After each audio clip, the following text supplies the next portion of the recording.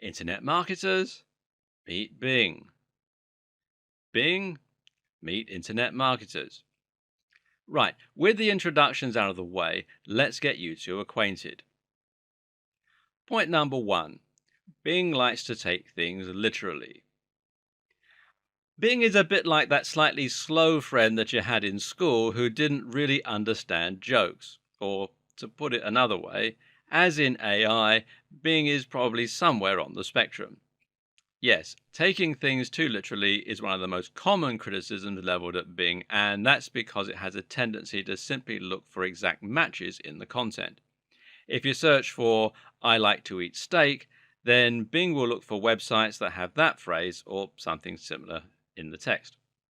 On the other hand, Google just looks for content about steak and about people who like to eat steak.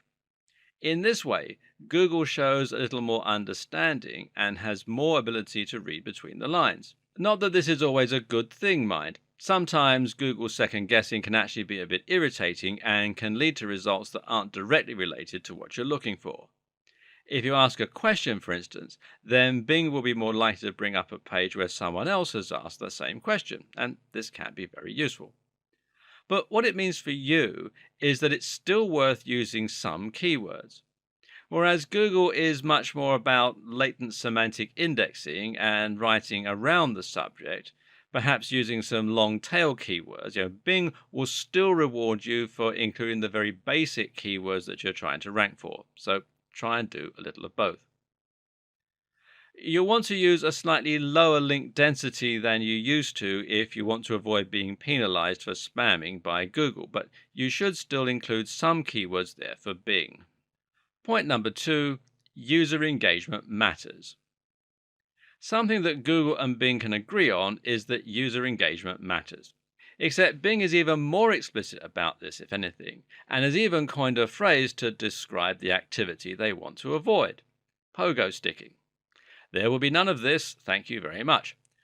Pogo sticking is when a website visitor jumps from one result, clicks back, and then clicks on another. This is what they want to avoid. So if you want Bing to love you, you need to prevent your visitors from wanting to click back. This means you need to grab attention early on, and it means that you need to think about your page speed, your design, etc. Point number three, so do click-through rates. Another similar factor that Bing also takes seriously is CTR, the click-through rate. In other words, how many people click on your link. So if they keep showing your website in their SERPs but no one ever clicks on it, this suggests your site doesn't look very interesting.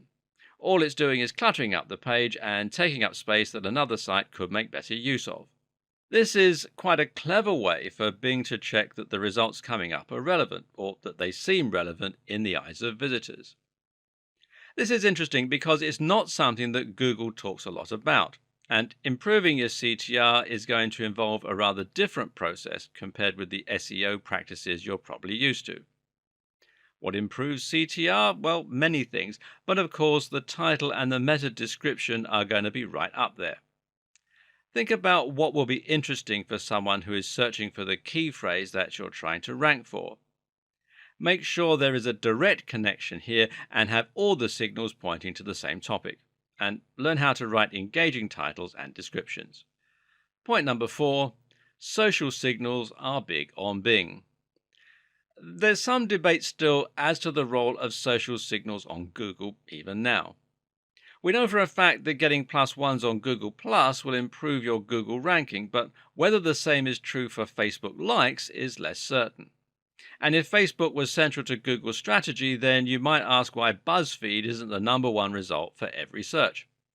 But Bing has gone on record as saying that social signals do matter to them, and this means that you should definitely include social media marketing as part of your marketing strategy. Point number five, crawl depth. Going back to your site content and keywords for a moment, it's also interesting to consider the difference in crawl depth for Google versus Bing. Reportedly, Bing only crawls around the first 100 kilobytes of a web page, unlike Google, which will read your whole site. This means you should aim to include your keywords more heavily in the first portion of your content compared with the rest. And this actually makes a lot of sense for Google too, but for different reasons. Google actually looks at certain key points within your content as being more important indicators than others. The first paragraph is one section that's given extra importance, as is the last paragraph and other headings. And by increasing the keyword density in your first paragraph, you can send the right signals to Bing without getting too spammy with keywords for Google. Everyone wins. This also introduces some other interesting points too. For instance, a lot of people will rely on sitemaps in order to help search engines index their site. This is one page that links every other page on the domain, and it means that once the map is indexed, Google knows where to find all future content you add. But this won't work for Bing if it's only reading the top segment of the page. If you want your sitemap to work for Bing, you need to ensure that you put pages you most want to be found right at the top. And if you're adding new content, you want to make sure that new content goes at the top of any list rather than at the bottom. Point number 6, respect your elder content. Bing believes in golden oldies.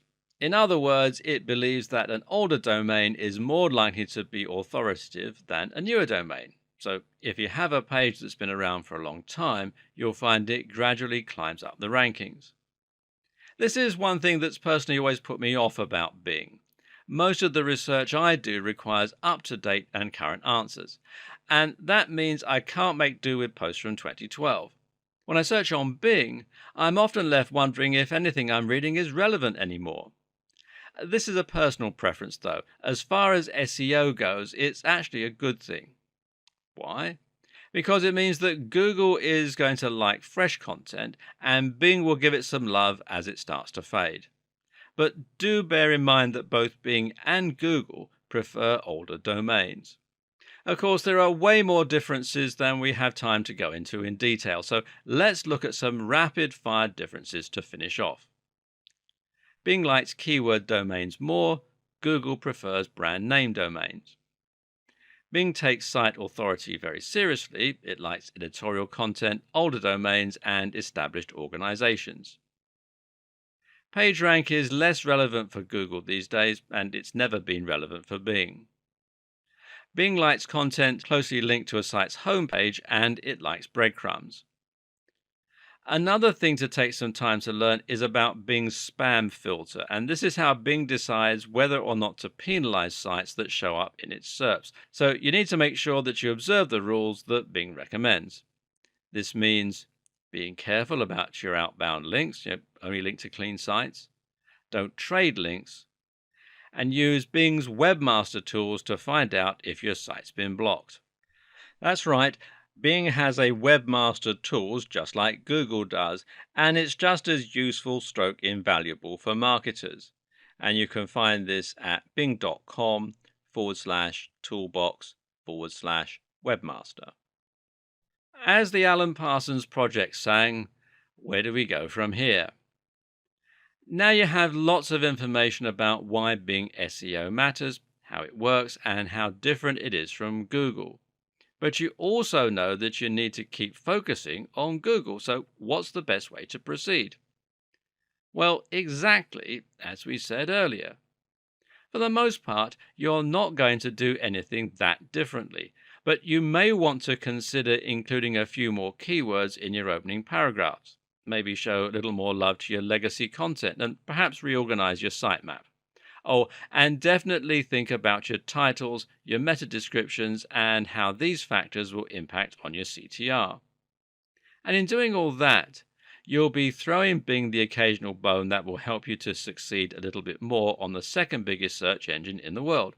And this will help you start tapping into that 30% market share a bit more and hopefully improving your number of visitors.